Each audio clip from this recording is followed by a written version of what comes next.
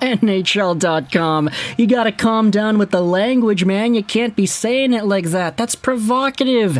Today, we are talking about the Detroit Red Wings and the Toronto Maple Leafs. I'll admit, this video is gonna be kind of a half and half. What we're gonna do is open up by talking about the stellar Red Wings run as of late. We gotta pump their tires a little bit because they deserve it, and more.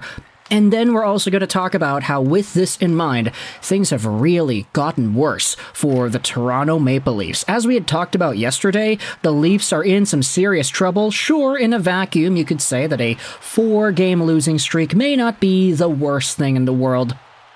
But with the way they are trending, with the way things are going, and with the way the rest of these teams, like the Capitals, the Devils, the Islanders, the Wings, the Lightning, and the Penguins are creeping up from behind, this is where we start to say, yeah, it is getting a bit worse. So today, we are talking about yesterday's Red Wings and Panthers game 3-2, the final in overtime, won by the Wings. If we want to talk about the goal breakdown, hey, guess what? We've got some stellar guys that are improving and consistently getting better. Michael Rasmussen with his 10th of the season, a tip-in shot from Olli Maatta. Rasmussen has honestly been pumping his own tires a little bit as of late. He's been slowly getting back up there, and you can see it on his face. He's looking a little bit more enthusiastic every time he scores goals now.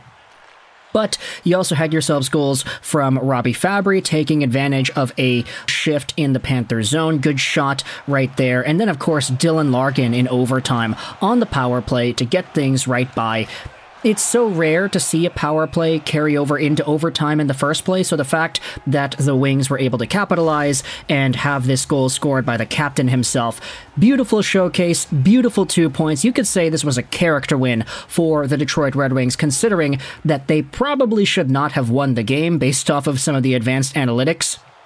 The deserve to win-o-meter on Money Puck had Florida at a 70% winning percentage in this game. That just goes to show you how much the Wings came away with good goaltending and being opportune at their times. So this is the breakdown of expected goals. You can see the Panthers just had a flurry of opportunities in that second period, and the Wings took advantage of what few shots they had.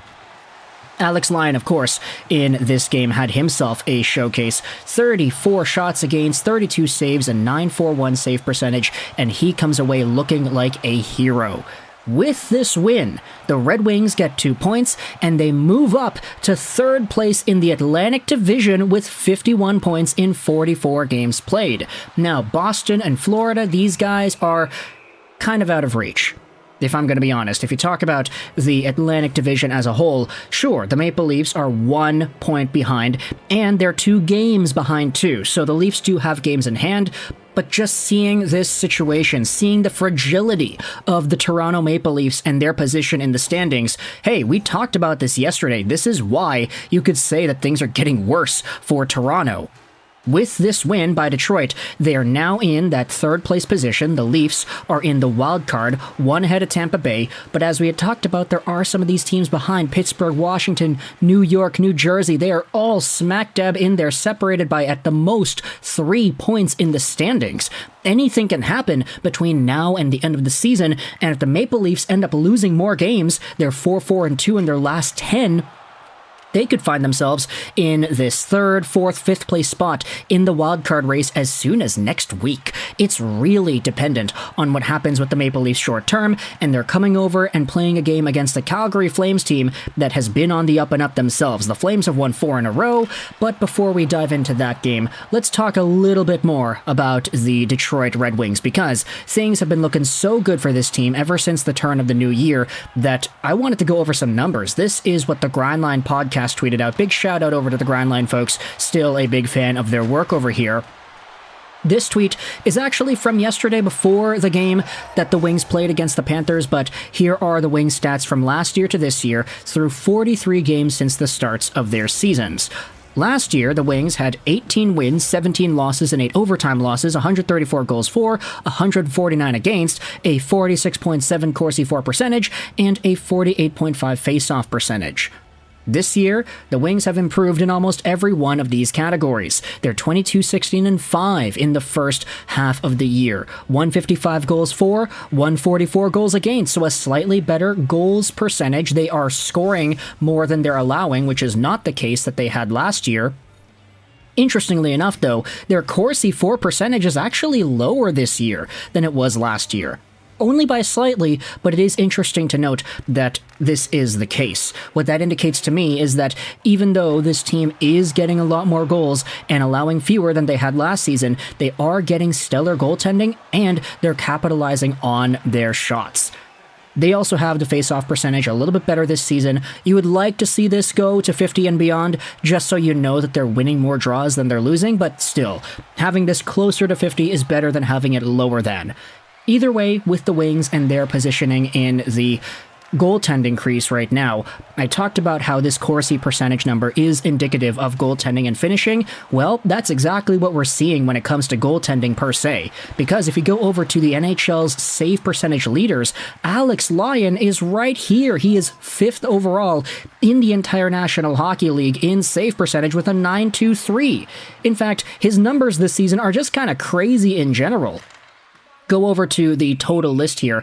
Alex Lyon has a .254 goals against average and a .923 save percentage, which is a really great combo, putting him near the top of the NHL. He's done this in 15 games played too. He has just been such an amazing pickup, and I feel like if there's anybody doubting Alex Lyon's ability to be a starting goaltender in this league, now is the time to really believe in what it is that he's got.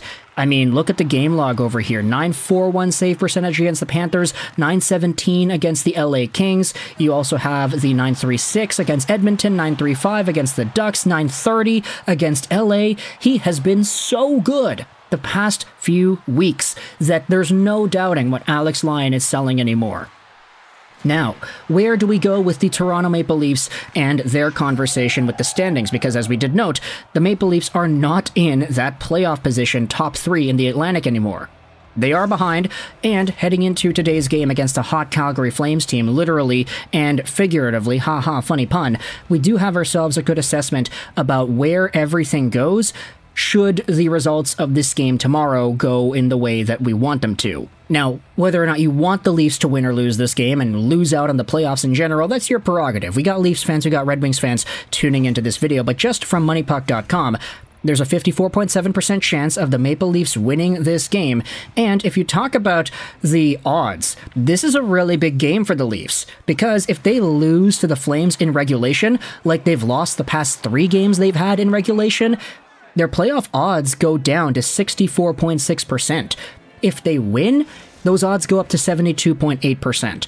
So right now, the Leafs, as we had talked about in yesterday's video, we actually discussed this very same point, but the Leafs right now have about a 70% chance of making the postseason, and that's not guaranteed in the slightest. That's a 3 out of 10 chance you miss out. So if the Maple Leafs lose again in regulation, then hey, their playoff odds go down to 64.6, and then the next game on Saturday is against Vancouver. If they lose that game, who knows how far down this is going to go, and if these other teams behind Toronto end up catching up, then where exactly do the Leafs finish off the season? We know this team is talented.